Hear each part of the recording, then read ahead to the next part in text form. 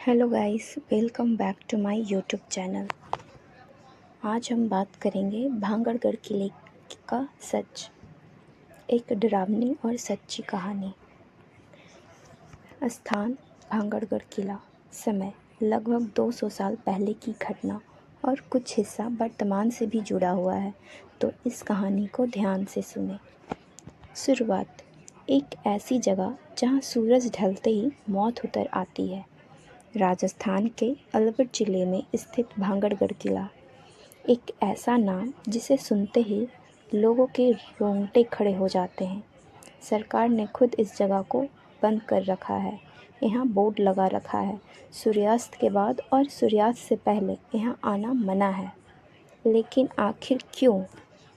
क्या सच में यहाँ कोई अदृश्य शक्ति रहती है या फिर सिर्फ एक अफवाह है? आज मैं तुम्हें सुनाने जा रही हूँ एक ऐसी ही कहानी जो सिर्फ कहानी नहीं बल्कि कई लोगों के साथ घट चुकी हकीकत है। भाग 1, तांत्रिक का श्राप। बहुत समय पहले भांगड़गढ़ में एक बेहद सुंदर राजकुमारी रहती थी जिनका नाम था रत्नावती। उनकी सुंदरता इतनी अद्भुत थी कि दूर दूर से राजकुमार उनके लिए विवाह प्रस्ताव भेजते थे। उसी राज में एक काला जादू करने वाला तांत्रिक भी रहता था जिसका नाम था सिंघिया तांत्रिक।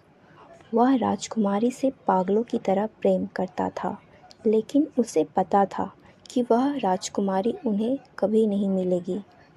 एक दिन उसने एक चाल चली। राजकुमारी के लिए जो इत्र लाई गई थी उसमें उसने काला जादू कर दिया ताकि जैसे ही राजकुमारी उसे लगाए वो उसकी गुलाम बन जाए। लेकिन राजकुमारी को इस चाल का पता चल गया। उन्होंने तुरंत इत्र की बोतल को ज़मीन पर पटक दिया। जैसे ही बोतल टूटी वो जादू उल्टा तांत्रिक पर ही पड़ गया। मरते मरते तांत्रिक ने भांगड़गढ़ को श्राप दिया, यहाँ पूरा किला बर्बाद हो जाएगा। यहाँ रहने वाला कोई भी व्यक्ति जिंदा नहीं बचेगा और यहाँ की आत्माएं कभी शांति नहीं पाएगी। और वही हुआ। कुछ ही दिनों में भांगड़गढ़ उजड़ गया। लोग अचानक मरने लगे और जो बचे वो इस जगह को छोड़कर भाग गए। भाग 2, आधुनिक समय की डरावनी घटनाएं। अब बात करते हैं आज की समय की। साल 2018। दिल्ली के 4 दोस्त रोहित, अजय, सीमा और पूजा, वे सब लोग घूमने के लिए भांगड़गढ़ किले निकल गए थे।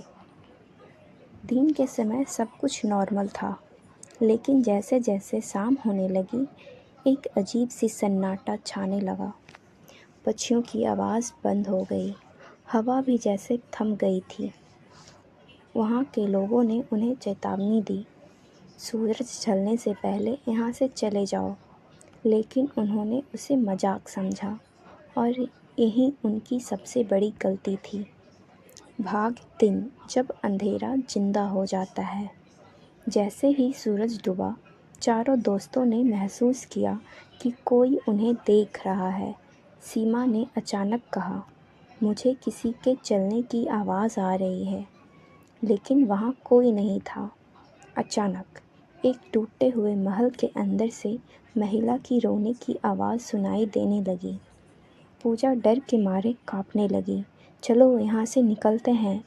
लेकिन तभी अजय को किसी ने पीछे से धक्का दिया और वो ज़मीन पर गिर पड़ा। सब घबरा गए। भाग 4, आत्माओं का सामना। जब उन्होंने बाहर निकलने की कोशिश की तो रास्ता ही बदल गया। जिस रास्ते से वे आए थे वो अब गायब हो चुका था। चारों तरफ सिर्फ अंधेरा और टूटे हुए खंडहर। तभी रोहित ने देखा एक सफ़ेद साड़ी पहनी औरत जो बिना पैरों के हवा में तैर रही थी।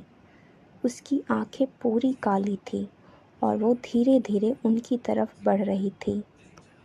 भाग 5, आखिरी रात। अजय अचानक चिल्लाने लगा, वो मुझे बुला रही है।